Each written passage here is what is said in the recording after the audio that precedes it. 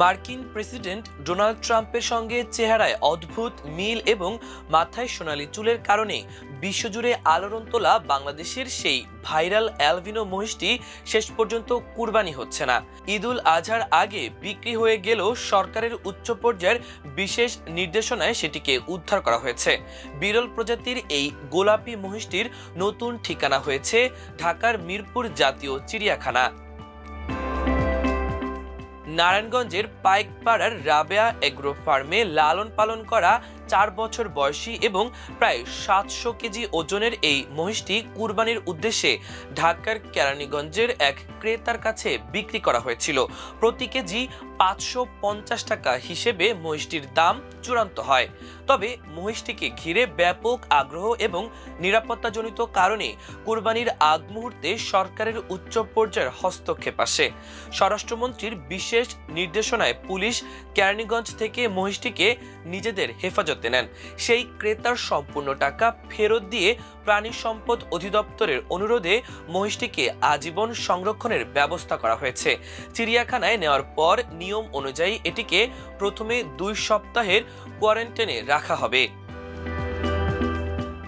কালো মহিষের দেশে বিরল জিনগত বৈশিষ্ট্য বা অ্যালবিনিজমের কারণে এই মহিষটির গায়ের রং হয়েছে গোলাপি এবং কপালে ডোনাল্ড ট্রাম্পের মতো সোনালি চুল রয়েছে। এই অনন্য রূপের কারণে আন্তর্জাতিক গণমাধ্যমেও মহিষটি তুমুল আলোচনার জন্ম দিয়েছে। ব্রিটিশ বার্তা সংস্থা রয়টার্স লিখেছে, ভাইরাল খ্যাতির সুবাদে বাংলাদেশে ঈদের কুরবানি থেকে রেহাই পেল ডোনাল্ড ট্রাম্প মহিষ।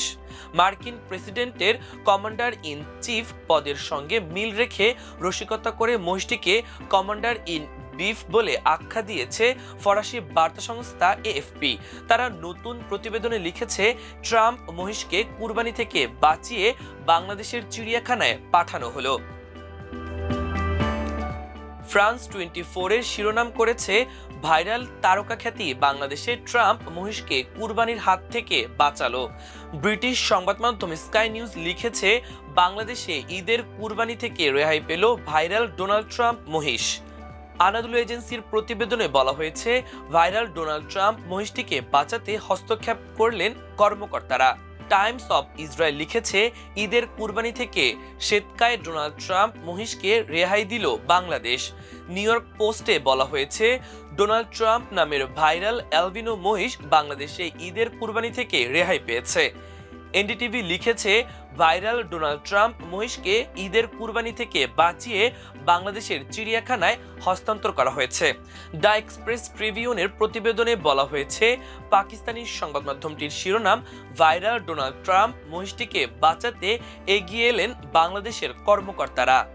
এর বাইরেও ব্রিটিশ গণমাধ্যম দ্য টেলিগ্রাফ, দ্য ইন্ডিপেন্ডেন্ট, পাকিস্তানের ডন, ভারতের Times of India, India today সহ বিশ্বের প্রায় সবগুলো সুপরিচিত সংবাদ মাধ্যম এই গোলাপি অ্যালবিনো মহিষটির খবর বেশ গুরুত্বের সঙ্গে প্রকাশ করেছে।